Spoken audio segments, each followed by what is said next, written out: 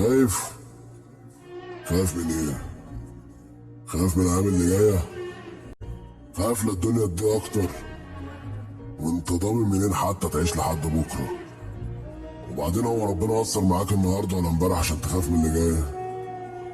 الشيطان يا ابن عم هو اللي مخوفك، هو اللي عاوزك تيأس وتعيش دايما كئيب، بيخليك تشوف بس النواقص اللي عندك وبيعميك عن كل النعم اللي انت فيها.